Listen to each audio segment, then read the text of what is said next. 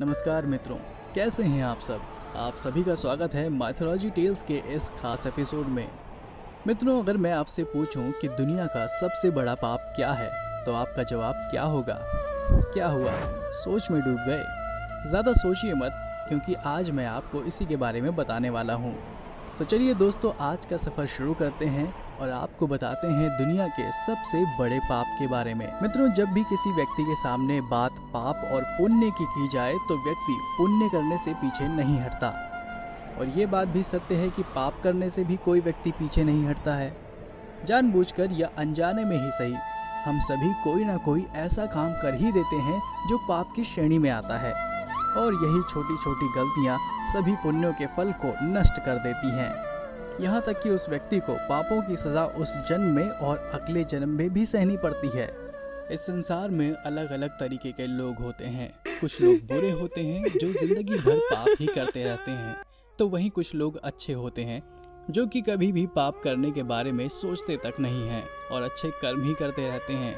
तो आइए जानते हैं कि संसार में सबसे बड़ा पाप कौन सा है। भगवान श्री कृष्ण ने कहा है कि संसार का सबसे बड़ा महापाप चोरी या चकारी या किसी का खून करना नहीं, बल्कि किसी औरत की इज्जत से खेलना है। जी हाँ, एक नारी का अपमान ही दुनिया का सबसे बड़ा अपमान है, जिसकी सजा मनुष्य को एक नहीं हर जन्म में भुगतनी पड़ती है। जो व्यक्ति किसी औरत की इज्जत से खेलता है वो इस दुनिया का सबसे बड़ा पाप करता है। शास्त्रों के अनुसार नारी शक्ति ऐसी शक्ति है जिसका अंदाजा लगाना बहुत ही मुश्किल है। नारी को संसार में सबसे ज्यादा पूजनीय माना गया है। नारी का अपमान पूरे ब्रह्मांड को बर्बाद कर देने के बराबर होता है। संसार में नारी हर रूप में अपने बच्चे का पालन पोषण करती है, जिसे हम प्यार की भाषा में माँ कहते हैं। यही नारी पुरुष को हर रूप में दर्शन देती है, कभी माँ के रूप में तो कभी बहन के रूप में। इस संसार को नारी ही चलाती है।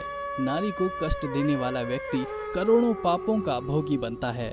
महाभारत हो या रामायण, जब जब नारी का अपमान हुआ है और जिसने नारी का अपमान किया है उसकी इज्जत से छेड़छाड़ की है तो उसके पूरे कुल का विनाश हुआ है।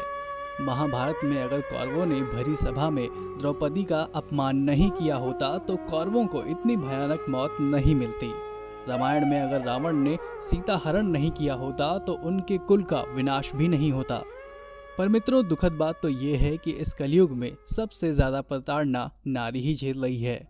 रामायण का और भगवत गीता का ज्ञान पाकर भी हम नारी का सम्मान करना नहीं सीख पाए।